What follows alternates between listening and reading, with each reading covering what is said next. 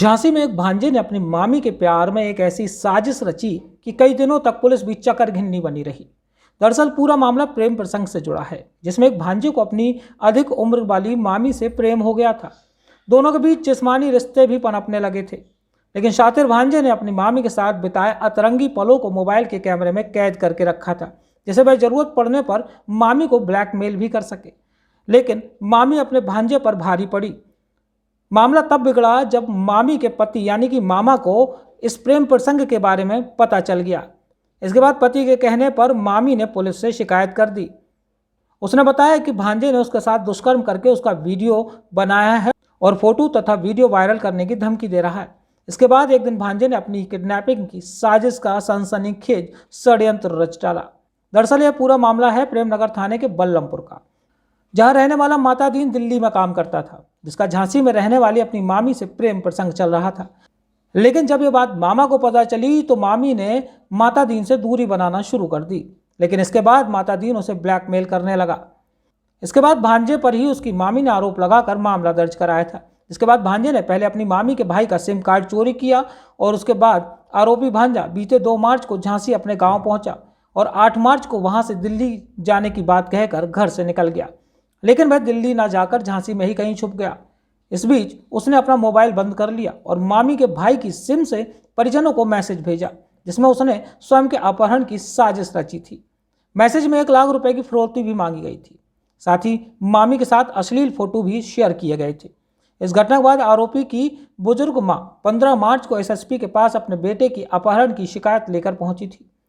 इस घटना से पुलिस महकमे की 14 दिनों तक नींद उड़ी रही। आरोपी की मां ने तहरीर में लिखा था कि 7 मार्च से उसका बेटा गायब है। जिसके बाद पुलिस ने जाल बिछाया तो युवक की सूचना मिल गई। जिसके बाद पुलिस ने आरोपी भांजे को गिरफ्तार कर लिया और इसके बाद पूरे मामले की कलई भी खुल गई। फिलहाल इस पूरे मामले में पुलिस ने आरोपी भांजे को संबंधित धाराओं में जेल भेज दिया है। प्रेमनगर थाना क्षेत्र में भांजे ने अपनी मामी से रिलेशन बना लिए थे। इन लोगों के बीच में काफ़ी दिन से अवैध संबंध चल रहा था।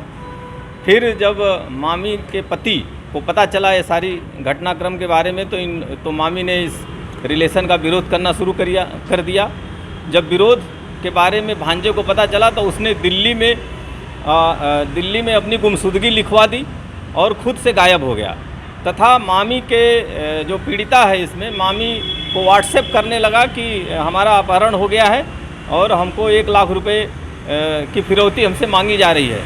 इस बात की एप्लीकेशन की शिकायत जो भांजा है उसके माँ बाप ने आकर के यहाँ पे झांसी पुलिस को दिया था। तथा जो पीड़िता है उसके पति ने और पीड़िता ने खुद भी एप्लीकेशन आकर के दिया था कि उसके साथ उसके भांजे ने रेप किया है तथा उसकी अश्लील वीडियो बनाई है। इस संबंध में जब दोनों ही एप्लीकेशन की जांच शुरू की गई तो ये सारा प्रकरण निकल के आया था। बाद में जो भांजा है उसकी गिरफ्तारी हम लोगों ने करवाई है और पीड़िता मामी की तरफ से एफआईआर पंजीकृत करके उचित धाराओं में अभियोग पंजीकृत करके भांजे को जेल भेजा जा रहा है। सर ये क्यों ऐसा किया, उसने क्या पीछे मंशा रही? ये मंशा अय्यासी की मंशा थी।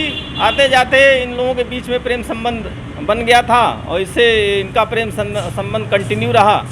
जब मामी के पति को पता चला कि ऐसा इन लोगों के बीच में ऐसे संबंध हैं तो तब जब विरोध करना शुरू किया तब ये सारी बातें निकल के आईं और एप्लीकेशन उसमें एक दूसरे के खिलाफ ये लोग देने लगे। तो क्या आपकी मामी को सबक सिखाना चाहता था क्या?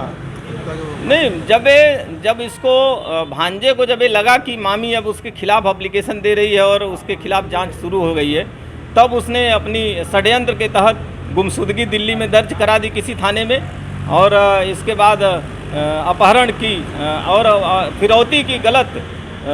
फिरौती की मांग व्हाट्सएप के माध्यम से करने लगा था। झांसी से राहुल उपाध्याय के साथ रवि परिहार की रिपोर्ट।